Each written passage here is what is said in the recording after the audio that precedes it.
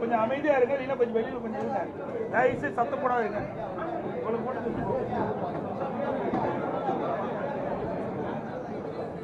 தம்பி கொஞ்சம் அமைதியா இருங்கப்பா, சத்தம் போடாதீங்க.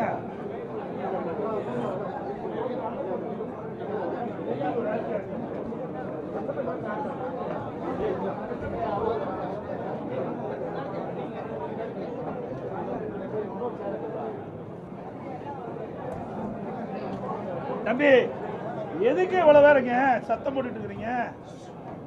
எதுக்கு இவ்வளவு சத்தம் போட இருக்கப்பா? தம்பி தம்பி யார் சத்தம் போடாதீங்க. முக்கியமான அறிவிப்பு, கொஞ்சம் அமைதியா இருங்க. நமக்கு அமைதியா இருந்தா தான் நல்லா ரீச் ஆகும். யாரும் பேசாதீங்க, போனெல்லாம் கட் பண்ணுங்க, போனெல்லாம் இது வைங்க, சைலண்ட்ல வைங்க.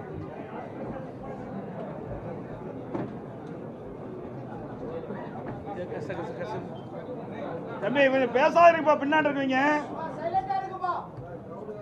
கொஞ்சம் கிரௌடு. இவ்வளவு கிரௌடு எப்படி விட்டீங்கன்னா தெரியல.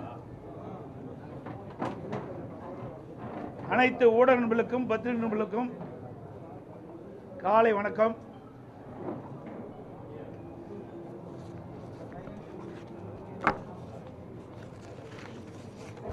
கழக நிறுவன தலைவர் பாரத ரத்னா புரட்சி தலைவர் டாக்டர் எம்ஜிஆர் அவர்களின் 109வது பிறந்தநாள் விழா தமிழக அனைவருக்கும் மகிழ்ச்சி தரும் ஒரு பொன்னான நாள்.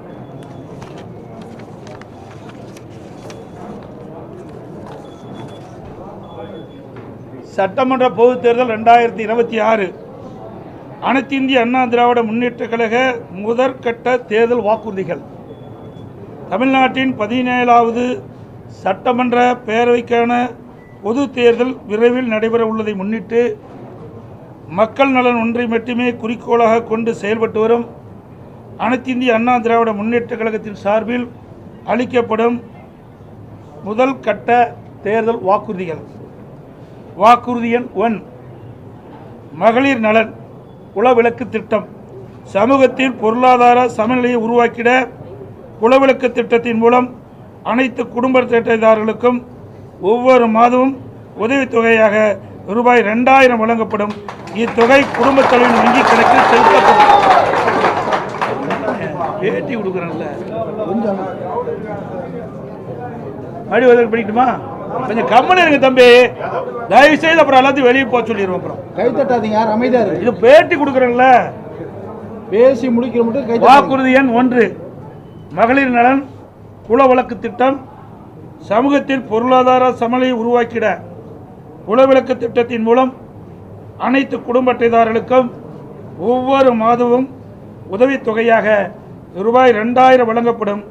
இத்தொகை குடும்ப தலைவியின் வங்கி கணக்கில் செலுத்தப்படும். வாக்குறுதி எண் 2, ஆண்களுக்கும் மகளிருக்கும் கட்டணமில்லா பேருந்து பயண திட்டம். நகர பேருந்தில் பயணம் செய்யும் ஆண்களுக்கு கட்டணமில்லா பேருந்து பயண திட்டம் செயல்படுத்தப்படும். ஏற்கனவே நடைமுறையில் இருக்கும் நகர பேருந்துகளில் பயணம் செய்யும் மகளிருக்கான கட்டணமில்லா பேருந்து பயண திட்டம் தொடர்ந்து செயல்படுத்தப்படும். அறிவிப்பெண் 3, அனைவருக்கும் வீடு அம்மா இல்லம் திட்டம். அம்மா இல்லம் திட்டம் மூலம் கிராமப்புறங்களில் குடியிருப்பதற்கு சொந்த வீடு இல்லாதவர்களுக்கு அரசே இடம் வாங்கி கான்கிரீட் வீடுகள் கட்டித்தரப்படும். அதேபோல நகரப்பகுதியில் சொந்த வீடு இல்லாதவர்களுக்கு அரசே இடம் வாங்கி அடுக்குமாடி வீடுகள் கட்டி அம்மா இல்லம் திட்டம் மூலம் விலையில்லாமல் வழங்கப்படும். அதை போலவே ஒரே குடும்பத்தில் வசிக்கும் பட்டியலின மக்கள் அவருடைய மகன்கள் திருமணமாகி தனி குடித்தனம் செல்கின்ற போது அரசே இடம் வாங்கி அவர்களுக்கு கான்கிரீட் வீடுகள் கட்டித்தரப்படும். அறிவிப்பு எண் 4, 100 நாட்கள் வேலை வாய்ப்பு திட்டம் 150 நாட்களாக உயர்த்தப்படும். 100 நாட்கள் வேலை வாய்ப்பு திட்டம் 125 நாட்களாக உயர்த்தப்படும் என்று மத்திய அரசு அறிவித்துள்ளது. கிராமப்புறங்களின் வளர்ச்சிக்கான இத்திட்டம் 150 நாட்கள் வேலைவாய்ப்பு திட்டமாக உயர்த்தப்படும். அறிவிப்பு எண் 5, அம்மா இருசக்கர வாகனம் வழங்கும் திட்டம். மகளிருக்கு ரூபாய் 25,000 மானியத்துடன் 5 லட்சம் மகளிருக்கு அம்மா இருசக்கர வாகனங்கள் வழங்கப்படும்.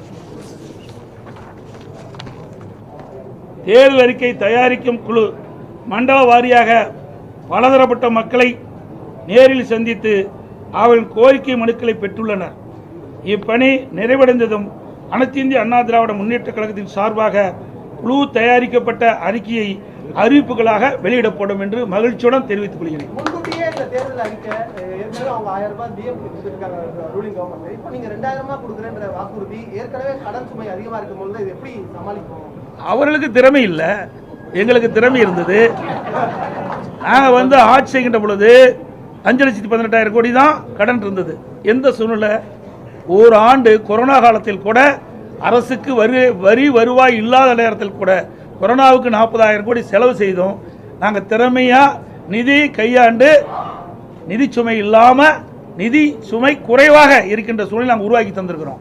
ஆனால் திராவிட முன்னேற்ற கழக அரசு பொறுப்பேற்ற பிறகு இந்த நிதி மேலாண்மை அமைப்பை ஏற்படுத்தி நிபுணர் குழு அமைக்கப்பட்டு அந்த நிபுணர் குழு மூலமாக கடன் குறைக்கப்படும், வருவாய் உயர்த்தப்படும் சொன்னாங்க.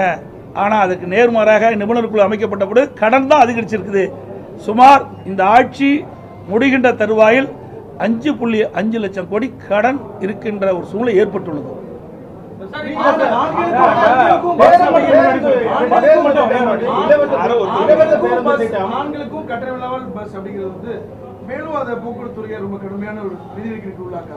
இதுதான் நான் சொல்றேன்ல, நிர்வாக திறமை இருந்தால் எல்லாமே சமாளிக்கலாம். நிர்வாக திறமையற்ற சிரிக்கின்ற பொழுதுதான் கடன் சுமை அதிகரித்துக் கொண்டே இருக்கின்றது. அதெல்லாம் இன்னும் அதாவது 2ஆம் கட்ட தேர்தலுக்கு முழுமையாக வெளியிடுகின்ற பொழுது இன்னும் பல அறிவிப்புகள் வெளியிடப்படும். எங்களுடைய தேர்தல் அறிக்கை தயாரிக்க குழு ஒவ்வொரு மண்டலமாக போயிட்டு இருக்கிறாங்க, மக்கள்கிட்ட மனு வாங்கிட்டு இருக்கிறாங்க. இப்போ இன்னும் கோயம்புத்தூர் மண்டலத்துக்கு போகல. அங்கே போய் பலதரப்பட்ட மக்களையும் சந்தித்து அவருடைய கருத்துக்களை விண்ணப்பம் மூலமாக பெற்று அதையெல்லாம் சேகரித்து அந்த அறிக்கையாக தயாரிக்கப்பட்டு அது ஆய்வு செய்யப்பட்டு அதை அடிப்படையில் மக்கள் என்னென்ன நினைக்கின்றார்களோ அதை எங்களுடைய தேர்தல் அறிக்கையில் இடம்பெறும்.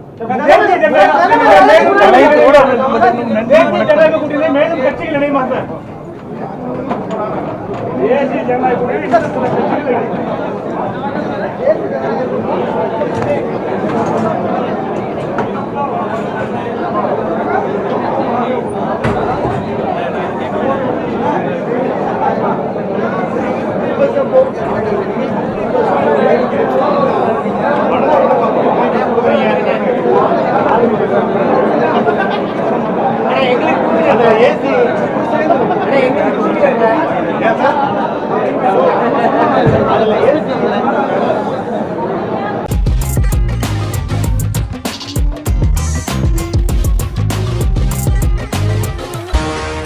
தப்பாதுடா சிங்க இது சிக்காதுடா சுத்து போட்டு நிக்காதடா சூற விட்டா தாங்காதுடா சிவண்டா சிவண்டா சிவண்டா எதுக்க எவண்டா எவண்டா எவண்டா